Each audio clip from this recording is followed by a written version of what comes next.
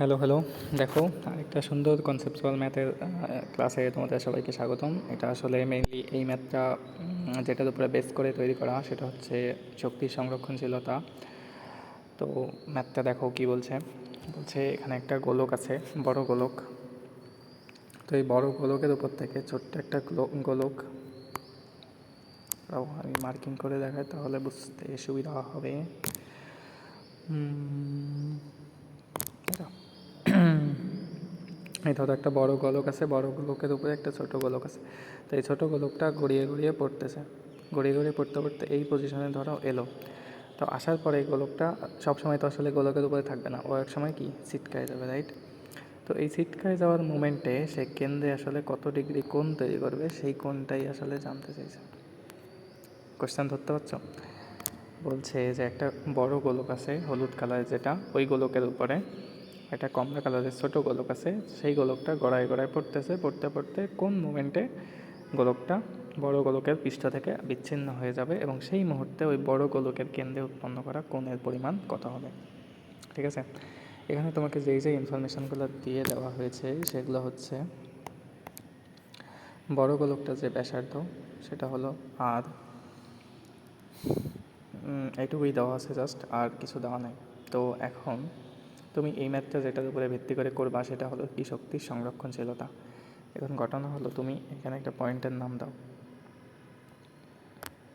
এটা হলো গিয়ে এ পয়েন্ট, এটা হলো গিয়ে বি পয়েন্ট। আমরা আর কিছু জানি আর না জানি, আমরা এইটুকু জানি যে এ আর বি এই দুই পয়েন্টে শক্তি অলওয়েজ কী থাকবে, সমান থাকবে, রাইট?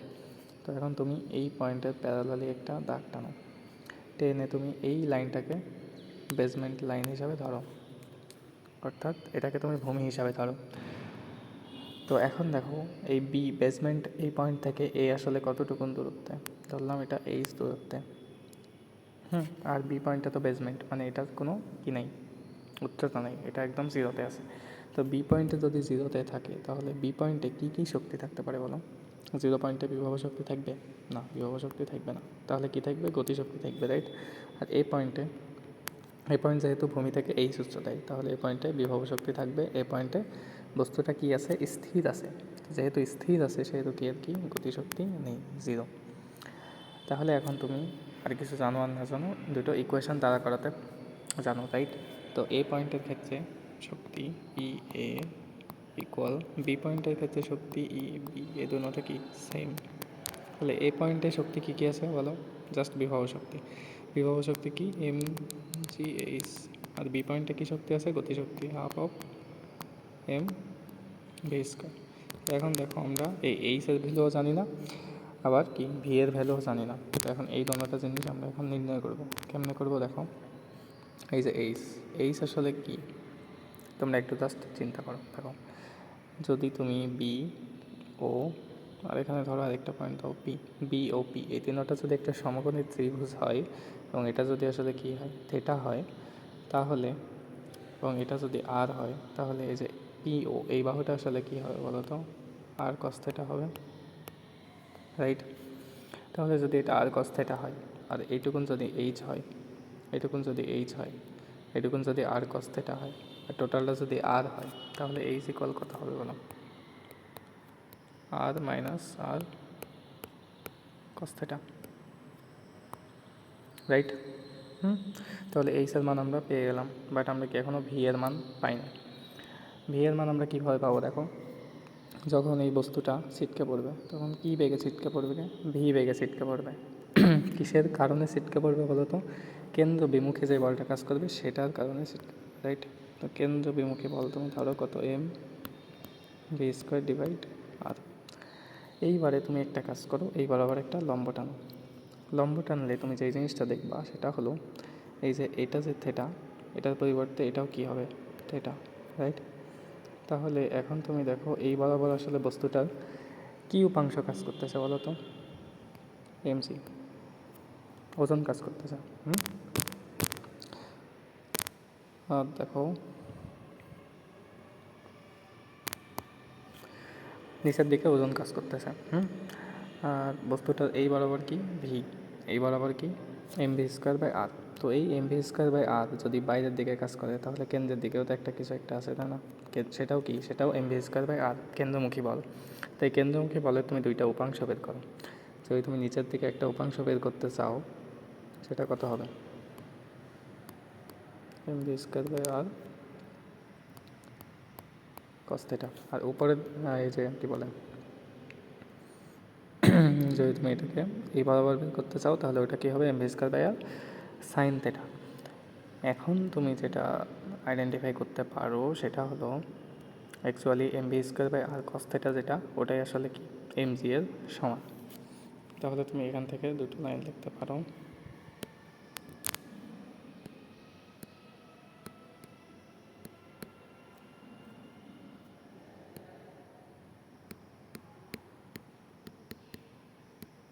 এমজি,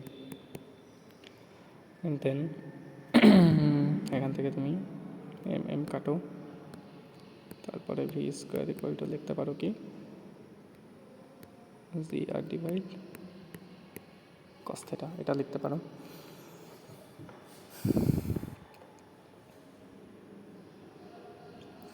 তাহলে এবার তুমি এখানে জাস্ট কি মানগুলো বসাও। যদি তুমি এখানে ভ্যালুগুলো ইনপুট দাও, তাহলে কি দাঁড়াবে, উভয় পাশ থেকে এম এম কাটা, তারপর জি, আর এইচ এর ভ্যালু কত, এইচ এর ভ্যালু আমরা পাইলাম কত, R minus R cos theta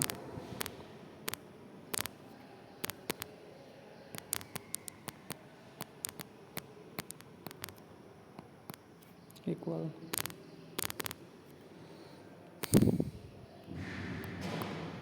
half of V square. V স্কোয়ারের মান আমরা কত পাইছি বলো, ভি স্কোয়ারের মান আমরা পাইছি হচ্ছে জি আর ডিভাইড কস থিটা।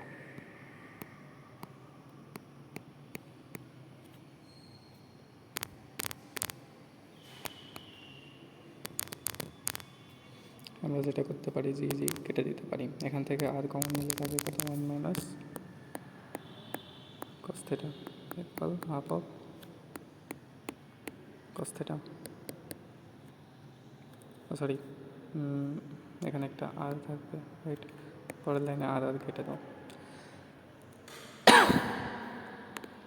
এবারে যেটা হবে সেটা হলো এ পাশে থাকবে কত, one minus cos theta equal 1/2 cos theta.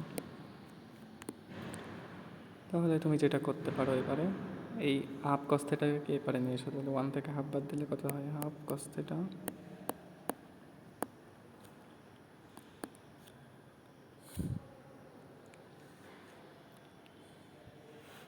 এই সরি উল্টা লিখলাম, ওয়েট ওয়েট ওয়েট উল্টা লিখেছি, যা সব মুছে গেলি রে, এসছে। তাহলে এবারে কি হবে দেখো, 1 cos theta equal half of cos theta। তাহলে তুমি এবার এই cos thetaটাকে ওই পারে নিয়ে যাও, তাহলে কত হয়, হাফ আর একে কত, 1.5, তাহলে 3/2 cos theta ইকুয়াল 1। আমি পরের লাইনে কী লিখবা, cos theta equal 2/3 and then theta equal cos inverse 2/3। তাহলে এখান থেকে তুমি কি থেটার একটা মান পাবা, রাইট। ওই থেটার মান যদি তুমি এখানে বসাই দাও, তাহলে ভি এর তুমি একটা কি ভ্যালু পাবা। এই ছিল মেনলি ম্যাথ। তাহলে এখন তুমি আবার একটু রিক্যাপ করাই, আমি দেখো এই টোটাল ম্যাথে আসলে এই বলটার এই মোমেন্টে যেই ভিটা হবে, অর্থাৎ যেই বেগে পড়বে সেই ভিটা হলো এটা, এবং যত কোণে পড়বে থেটা, ওই থেটাটা হলো কোনটা বলো, ওই থেটাটা হলো এটা। তাহলে এই বলটাকে যদি এই পয়েন্ট থেকে বি পয়েন্টে একটা গোলকের উপর থেকে ছেড়ে দেওয়া হয়, তাহলে বলটা ভি বেগে এবং থেটা কোণে পড়বে, এবং সেই থেটা নির্ণয়ের যে প্রসিডিউর, সেটার জন্য আমরা কী করতে পারি, প্রথমে বলটার উপরে কী কী বল কাজ করছে, নিচের দিকে ওজন, তারপরে এপাশে কেন্দ্রবিমুখী বল, এটা দিয়ে ইকুয়েশন বানাবো, অ্যান্ড দেন এখানে শক্তি সংরক্ষণশীলতা অ্যাপ্লাই করব। করার পরে সব মিলিয়ে আমরা যে ইকুয়েশন দুটো পাবো সেটা হলো এই যে, এটা হলো এইচ নির্ণয়ের ইকুয়েশন এটা, আর এপাশে ভি নির্ণয়ের ইকুয়েশন যেটা পাবো এটা, আর এখানে শক্তি সংরক্ষণশীলতা দিয়ে জাস্ট ইকুয়েশনগুলো ঠিকঠাক মতো বসালেই অ্যান্সার পেয়ে যাবো। That is it. এতক্ষণ সাথে থাকার জন্য সকলকে ধন্যবাদ। আজকের ভিডিও এই পর্যন্তই। টাটা।